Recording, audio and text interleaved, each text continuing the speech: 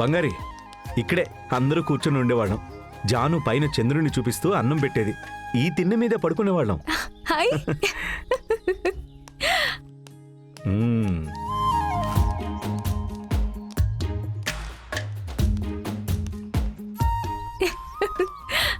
ఏంటి చూస్తున్నారు? భార్య ఉయ్యాల్లో కూర్చుంటే భర్త వెనక నుండి ఉయ్యాలు ఊపాలి. అదంతా కూడా చెప్పాలా? బంగారి ఇదిగో చూడు, ఈ భార్యాభర్తల కథలొద్దని ఎన్నోసార్లు చెప్పాను నీకు. ఇప్పుడేంటి, నీకు ఉయ్యాల ఊపాలి అంతే కదా?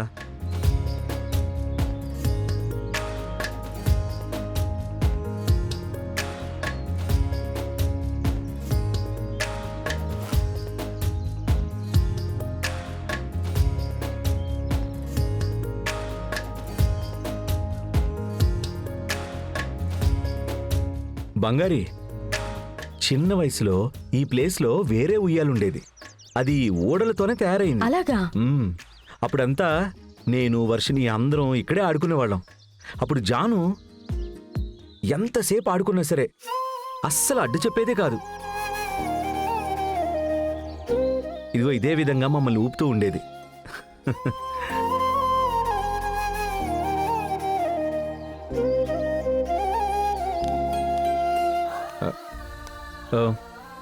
బంగారి ఏమైంది? ఎందుకు దిగేశావు? ఏం లేదు.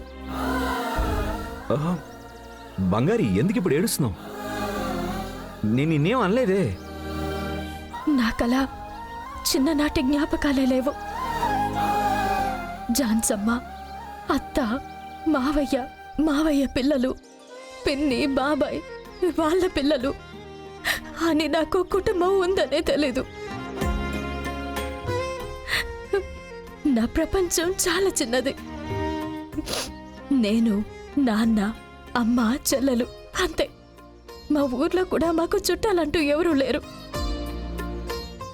వలస వచ్చామని మొదటి నుంచి అందరూ మమ్మల్ని డిఫరెంట్గానే చూసేవారు. బంగారి సరే రా కూర్చో. వద్దు రవి.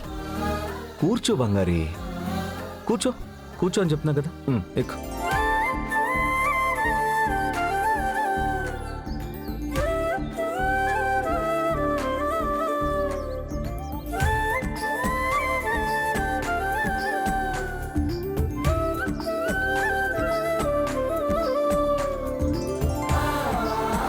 బంగారి, నువ్వు కోల్పోయిన బాల్యాన్ని నేను ఎలాగో తిరిగి తీసుకురాలేను. కానీ జాను దగ్గర నువ్వు నిజం చెప్తే జాను నిన్ను ఇంకా ప్రేమగా చూసుకునే జ్ఞాపకాలు నీకొస్తాయి. నీకు అమ్మమ్మగా ఏమేం చేయాలో అవన్నీ చేస్తుంది తను. రవి, నేను ఖచ్చితంగా నిజం చెప్తాను. కానీ ఇప్పుడు కాదు. దానికి సరైన టైం కోసమే నేను వెయిట్ చేస్తున్నాను. అబద్ధం చెప్పి ఎవరిని మోసం చేయాలని నాకు లేదు.